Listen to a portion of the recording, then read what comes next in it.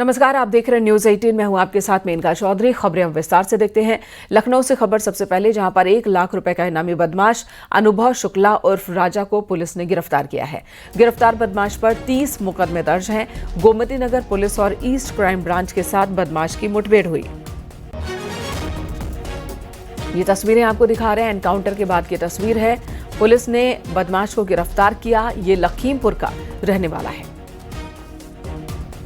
वारी चौराहे के पास एक चेकिंग अभियान चलाया जा रहा था, जिसमें एक संदिग्ध व्यक्ति पुलिस को अपनी तरफ आते हुए दिखा। जब पुलिस टीम द्वारा इसको रोक के इससे पूछताछ करने का प्रयास किया तो ये व्यक्ति दूसरी तरफ पैदल भागने लगा और इसके द्वारा पुलिस टीम पर फायर कर दिया गया। बचाव में पुलिस टीम द्वारा आत्मरक्षार्थ इसके ऊपर फायर किया गया, जिसमें इसके पैर पर गोली लगी। पुलिस टीम द्वारा जब इससे पूछताछ करी गई तो इसके द्वारा बताया गया कि इसका नाम अनुभव शुक्ला उर्फ राजा है, जो जनपद लखीमपुर खीरी का रहने वाला है। खबर एटा से, नाबालिग से रेप के प्रयास के मामले में जांच अधिकारी पर गंभीर आरोप लगे हैं। जांच अधिकारी पर आरोप है कि रिश्वत के तौर पर 6 समोसे लेकर उसने फाइनल रिपोर्ट लगा दी।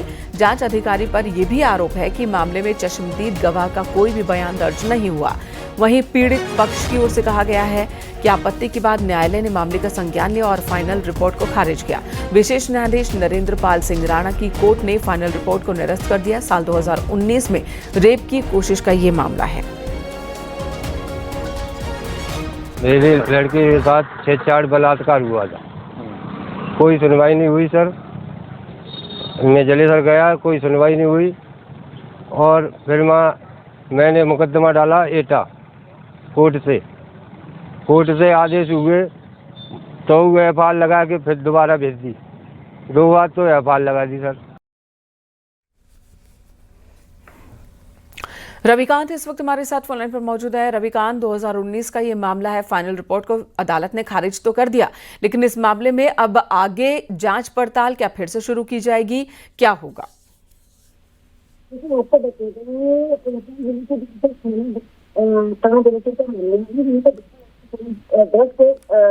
के पास को एक का एसीएस में कोर्ट ने खारिज कर दिया। बताया जा रहा है कि ये आरोपी की समोसे की दुकान है, जहां अधिकारी ने महज 6 समोसे को लेकर विवेचना को खंडात्मक तथ्यों पर अंकित कर दिया। मामले में चश्मदीद गवाह को कोई जी बिल्कुल रविकांत, चश्मदीद गवाह के बयान दर्ज नहीं किए गए। फाइनल रिपोर्ट गलत तरीके से पेश कर दी गई। अदालत ने रिपोर्ट को खारिज भी कर दिया। अदालत ने और क्या आदेश दिया कि इस मामले की फिर से जांच होगी? तो फिलहाल ये मामला अपने बहुत ही ज्यादा शर्मिंदा कर देने वाला है, जहां पर स्थानीय पुलिस पर गंभीर आरोप लगे हैं। अगली खबर का रुख कर लेते हैं। मैनपुर में पुलिस ने एनकाउंटर में एक बदमाश को गिरफ्तार किया। बदमाश पैर में गोली लगने से घायल हुआ। वहीं पुलिस ने एक कार ड्राइवर को भी पकड़ा है। इनके कब्जे से अवैध तमंचा मिली है। पूछताछ में बदमाश ने कई वारदात की बात कबूल की है।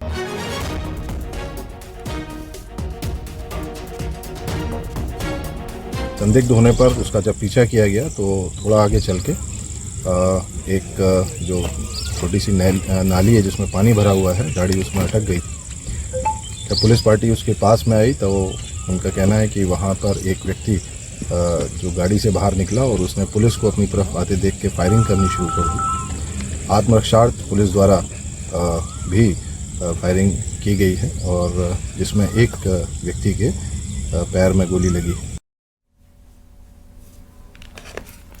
मथुरा में पुलिस ने 2 बच्चा चोरों को गिरफ्तार किया है। इन लोगों ने सड़क किनारे माता पिता के साथ सो रहे 9 महीने के बच्चे को चुरा लिया था। पुलिस ने 4 दिन में 300 से ज्यादा सीसीटीवी फुटेज खंगाले और बच्चे को सकुशल बरामद कर लिया। पकड़े गए आरोपी आगरा के रहने वाले हैं। पुलिस ने दोनों आरोपियों को गिरफ्तार कर जेल भेजा है। थाना जैत में आज से 3 दिन पहले एक सूचना प्राप्त हुई थी कि एक परिवार जो कि झोपड़ियों में रहता है, वो जब सुबह उठा तो उनके द्वारा देखा गया कि उनकी 9 माह की बच्ची वहां नहीं है। इस घटना का तत्काल संज्ञान लेते हुए जैत पर सुसंगत धाराओं में मुकदमा पंजीकृत किया गया और एसओजी सर्विलांस व जैत की टीम को घटना के अनावरण के लिए लगाया गया था। इनके द्वारा अथक प्रयास करते हुए आज 2 अभियुक्तों को, जिन्होंने इस बच्ची को चोरी किया था, उसे गिरफ्तार किया गया है।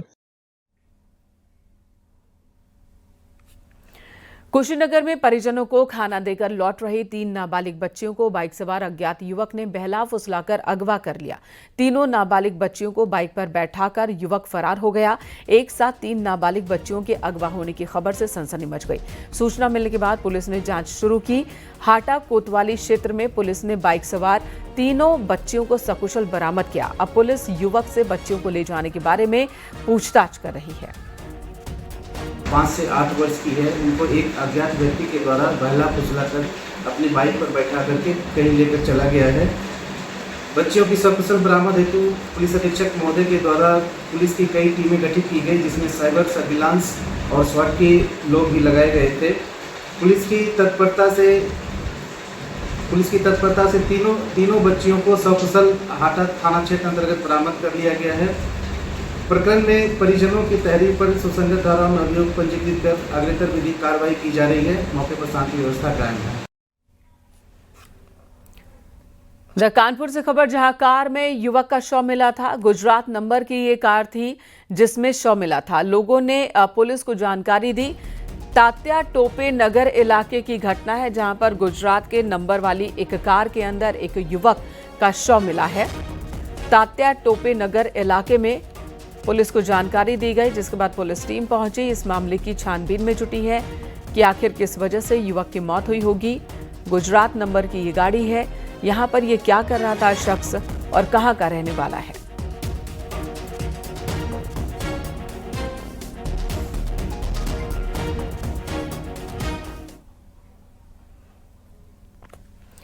मुजफ्फरनगर के नगर कोतवाली में 20 से ज्यादा रेप के आरोपी नौशाद को पुलिस ने गिरफ्तार किया। आरोपी फर्जी पुलिसकर्मी बनकर महिलाओं को फंसाता था, नाम बदलकर प्रेम जाल में फंसाकर रेप करता था। आरोपी पर दिल्ली, यूपी, मेघालय समेत कई जगहों पर केस दर्ज है। आरोपी ब्लैकमेल कर महिलाओं से लाखों रुपए ऐंठता था।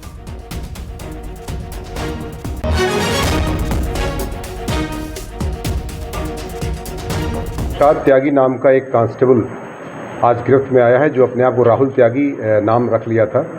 और एक कांस्टेबल की वर्दी भी उससे बरामद की गई है। उस वर्दी का ये रोब भी गाड़ता था। साथ साथ इसी के आधार पर वो कई महिलाओं से जो है प्रेम जाल में भी फंसाता था। साथ ही साथ इसमें असम, दिल्ली, मेघालय और मैं आपको बता दूं कि ये जो गाज़ियाबाद है, बुलंदशहर, मथुरा और संभल तथा अपने जनपद मुजफ्फरनगर से भी इसका कनेक्शन प्राप्त हुआ है, जिसमें कई प्रकार की महिलाओं से इसके संपर्क हैं। ऐसे महिलाओं को टारगेट बनाता था कि जो कि महिलाएं या तो पति के बिना रहती थीं या उनका पति की डेथ हो गई है, तो ऐसे महिलाओं को टारगेट करता था। कि पूछताछ से इसने स्वीकार किया कि पिछले दिनों में संभल में जब ये एक दोस्त अपने सिपाही के साथ रह रहा था, तो वो मध्य प्रदेश में कोई चुनाव में गया हुआ था, तो उसकी वर्दी इसके बैग में छूट गई थी, इसके दोस्ती थी। तो उसी वर्दी को, उस सिपाही का नाम भी नौशादी जैसा कि ये बता रहा है, और उस सिपाही को के उस वर्दी को अपने बैग में रखकर फिर उसी से इसके दिमाग में जो खुराफात आई और उस वर्दी को पहन करके फिर इसका दुरुपयोग करना।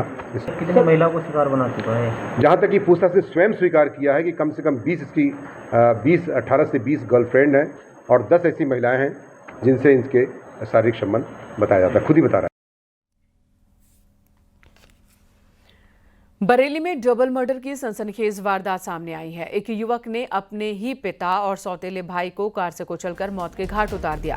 वारदात को अंजाम देने के बाद आरोपी मौके से फरार हो गया। पुलिस ने दोनों शवों को कब्जे में लेकर पोस्टमार्टम के लिए भेजा है और जांच शुरू कर दी है। मामला अलगनी गांव का है। जमीन को लेकर विवाद चल रहा था। पुलिस आरोपी की तलाश में जुटी है।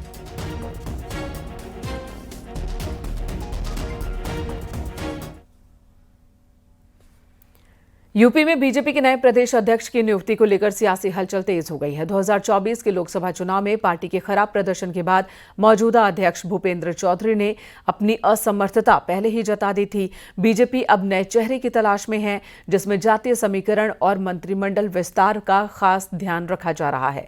ओबीसी, ब्राह्मण और दलित चेहरों के नामों की चर्चा जोरों पर है। उत्तर प्रदेश में बीजेपी संगठन और सरकार में बड़े बदलाव की सुगबुगाहट तेज हो गई है। 2024 के लोकसभा चुनाव में यूपी में बीजेपी को मिली हार के बाद केंद्रीय नेतृत्व नए सिरे से रणनीति बना रहा है। नए अध्यक्ष की नियुक्ति को लेकर बीजेपी में मंथन चल रहा है, जिसमें जातीय और क्षेत्रीय समीकरणों का विशेष ध्यान रखा जा रहा है। भारतीय जनता पार्टी के उत्तर प्रदेश में नया अध्यक्ष कौन होगा, इसको लेकर तरह तरह की कयासबाजियां चल रही हैं। पार्टी और कार्यकर्ताओं के सामने करीब करीब यक्ष प्रश्न बनकर खड़ा हो गया है कि आखिर नया अध्यक्ष होगा कौन, क्योंकि मौजूदा प्रदेश अध्यक्ष भूपेन्द्र चौधरी ने पहले ही असमर्थता जताई है कि वो दूसरा कार्यकाल नहीं लेना चाहते। हालांकि उत्तराखंड में कार्यकाल रिपीट किया गया वहां के प्रदेश अध्यक्ष का, तो हो सकता है कि पार्टी इनसे रिक्वेस्ट करे। लेकिन इसके अलावा भी कई नाम हैं जो रेस में माने जा रहे हैं। इसमें लोध समुदाय से हैं, इसमें कुर्मी समुदाय से हैं, इसके अलावा भी और ओबीसी समुदाय से हैं और दलित और जनरल कास्ट से भी। सबसे ज्यादा चर्चा ओबीसी चेहरों को लेकर है। पशुपालन मंत्री धर्मपाल सिंह का नाम सबसे आगे है, जो लोधी बिरादरी से आते हैं। लोधी समुदाय यूपी की करीब 150 विधानसभा सीटों पर निर्णायक माना जाता है और बीजेपी का पारंपरिक वोट बैंक है। इसके अलावा राष्ट्रीय उपाध्यक्ष रेखा वर्मा जो कुर्मी समुदाय से हैं और केंद्रीय राज्य मंत्री बीएल वर्मा जो लोधी बिरादरी से हैं, वो भी रेस में आगे हैं। साध्वी निरंजन ज्योति और राज्यसभा सांसद बाबूराम निषाद के नाम भी ओबीसी चेहरों के रूप में उभर रहे हैं। यूपी भाजपा के नए प्रदेश अध्यक्ष को लेकर चर्चाएं तेज हो गई हैं। दरअसल उत्तर प्रदेश भाजपा में जल्द ही नए प्रदेश अध्यक्ष का ऐलान हो सकता है और जो नाम चर्चा में है उनमें अगर बात की जाए तो ओबीसी चेहरे के रूप में जो सबसे आगे नाम है रेस में, उसमें धर्मपाल सिंह, जो कि उत्तर प्रदेश सरकार में पशुपालन मंत्री हैं और लोधी बिरादरी से आते हैं। दरअसल ओबीसी में लोधी बिरादरी बड़ी संख्या में है और भारतीय जनता पार्टी के ओबीसी बिरादरी में लोधी ऐसा बिरादरी है जो भारतीय जनता पार्टी के पारंपरिक वोटर हैं। ब्राह्मण चेहरों में हरीश द्विवेदी, डॉक्टर महेश शर्मा, पूर्व मंत्री श्रीकांत शर्मा, डॉक्टर दिनेश शर्मा और कन्नौज के पूर्व सांसद सुब्रत पाठक के नाम चर्चा में हैं। वहीं दलित चेहरों में विद्यासागर सोनकर और रामशंकर कठेरिया का नाम भी सामने आ रहा है। दलित समुदाय से देखें तो सबसे ज्यादा जिन दो नामों की चर्चा होती है उसमें विद्यासागर सोनकर जी हैं और रमाशंकर कठेरिया जी हैं।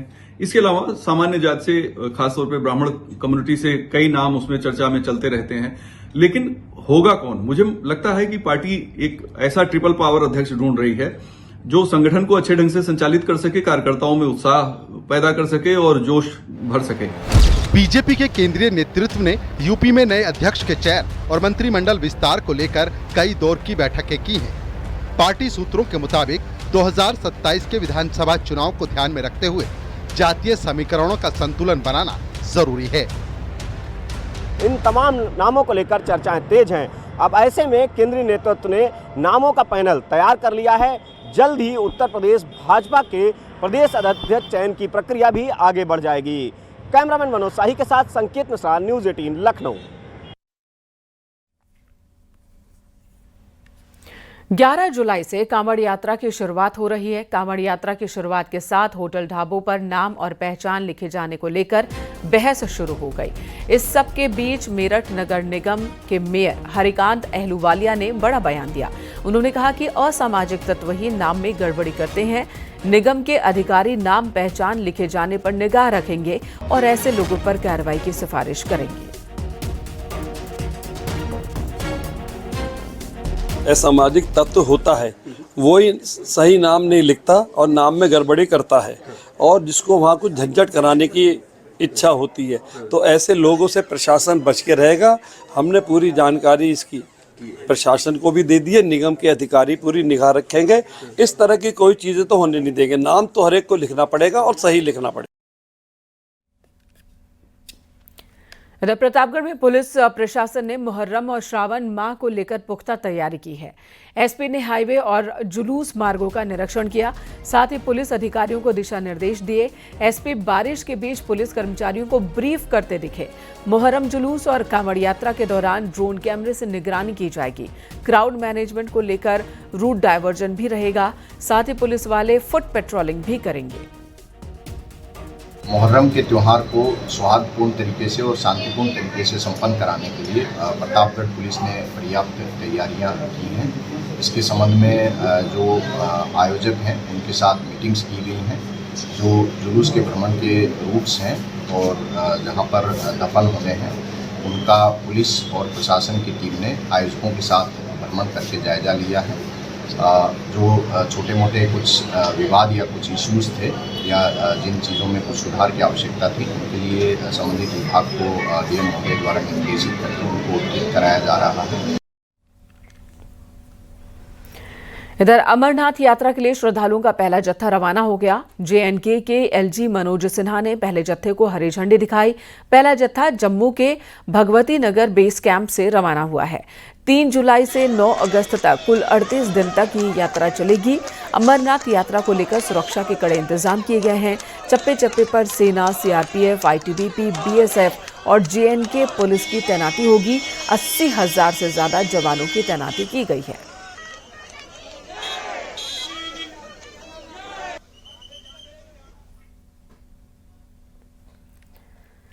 समाजवादी पार्टी की 4 सरकारों में मिनी CM कहे जाने वाले आजम खां इस तरह से सियासत से दूर हो जाएंगे किसी ने सोचा नहीं था। पत्नी तंजीम फातिमा के बयान के भी कई मायने निकाले जा रहे हैं। सवाल है कि क्या समाजवादी पार्टी ने अब आजम खां से पूरी तरह से किनारा कर लिया है? इसी पर आपको ये रिपोर्ट दिखाते हैं।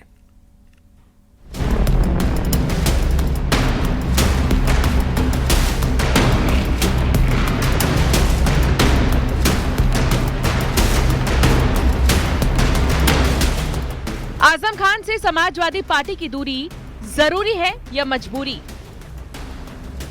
ये सवाल इसीलिए क्योंकि आजम खान के मुद्दे को समाजवादी पार्टी ने उतनी ताकत से नहीं उठाया जैसा उठाना चाहिए था। पार्टी ने सिर्फ पाला छूकर अपना काम कर लिया। समाजवादी पार्टी के उनके रुख को लेकर अगर आप बात करेंगे तो फरवरी 2020 से मई 2022 के बीच जब पहली बार वो जेल में गए थे, 27 महीने जेल में रहे थे, तब अखिलेश यादव उनसे मिलने नहीं गए थे। जब वो जेल से रिहा हुआ थे उसके बाद अखिलेश यादव ने एक ट्वीट करके उनकी रिहाई पर खुशी जताई थी। पिछले साल आम चुनाव के पहले अखिलेश यादव उनसे मिलने के लिए सीतापुर जेल में तो गए, लेकिन वो मुलाकात सियासी ज़्यादा थी, उसमें कोई निजी समर्थन जैसा कोई संदेश या संकेत नहीं छुपा था। सीतापुर जेल में आजम खान से मिलने के बाद तंजीम फातिमा का दर्द बाहर आया था। उन्होंने कहा था कि उन्हें किसी पर भरोसा नहीं है, सिर्फ अल्लाह पर भरोसा है। मैं इस पर कुछ नहीं कहना चाहती, ये समाजवादी वाले खुद ही जाना। नहीं, मतलब आपको ये प्रॉब्लम है कि नहीं कि लोगों को मिलने आना चाहिए? आजम खान एक कद्दावर नेता रहे। देखिए, हमें किसी से कोई उम्मीद नहीं है। कोई उम्मीद नहीं है? सपा से आपको कोई उम्मीद नहीं है? मतलब किसी से भी नहीं उम्मीद है तो सिर्फ अल्लाह से। उधर समाजवादी पार्टी के राष्ट्रीय अध्यक्ष अखिलेश यादव सरकार बनने के इंतजार में हैं, तब जाकर रास्ता निकालेंगे। उनकी बात से सहमत हूं मैं, क्योंकि उनके साथ जो अन्याय हुआ है, अन्याय जो हुआ, उनके पे झूठे मुकदमे लगाए, वो किससे कहें, हम किससे कहें? तो उन्हें 2 ही 3 जगह से न्याय मिल सकता है। सरकार बदले तो न्याय मिलेगा, कोर्ट मदद करे तो न्याय मिलेगा, कोर्ट से न्याय मिलेगा, और तीसरा भगवान और ऊपर वाले से न्याय मिलेगा।